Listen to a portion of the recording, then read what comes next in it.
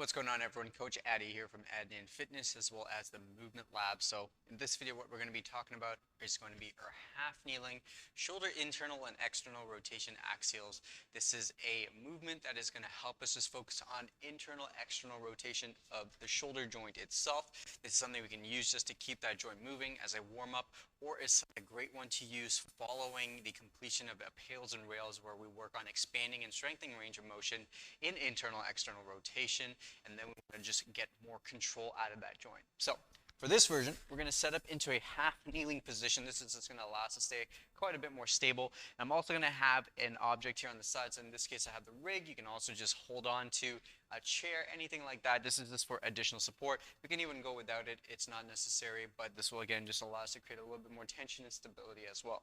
For that half kneeling position, I'm going to have my front heel directly under knee, back knee underneath the hips. And the important thing here is going to be how we set up our posture. So here I want to think about our stack. The stack is head over shoulders, tailbone tucked under. So I'm trying to have my diaphragm parallel to my pelvis here. I don't want to be in too much of a posterior tilt, or also I don't want to be in an anterior tilt as well, where I feel the butt pushing back. That lower back is highly extended as well, and we feel like we're pushing forward. So we want to find that neutral position of tucking that tailbone under. We'll feel a stretch through the hip flexor here. The glutes will engage as well, and then we just want to maintain that position throughout. Now, if we find it's hard to do so, you can always place an object underneath the knee, like a yoga block or an RX pad, something to just elevate, as well as if you need it for cushioning the knee as well. Now, once we've maintained and gotten into our stack, we're going to then take our hand here on the side. I'm also going to have a tennis ball in hand. This is going to allow me to squeeze it. It's just going to provide feedback here so that we're creating more force as well. I'm going to start by just bringing the arm out directly in front in line with the shoulder, not shrugging that trap. Then I'm going to slowly pull the arm away to the side. Once again, not going so far where I feel my arm and torso rotating or feeling a pinch between the shoulder blade. Once I have this position here, I feel that I'm roughly in line with the shoulder joint itself.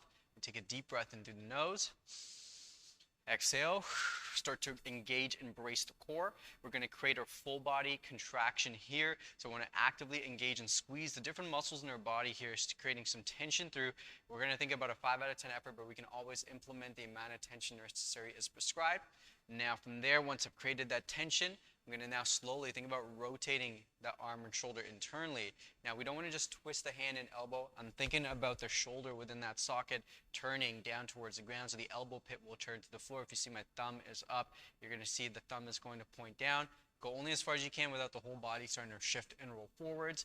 Then from there, we're going to slowly externally rotate, going in the opposite direction, so you can see if the thumb is up. I'm going to start to maybe eventually point back.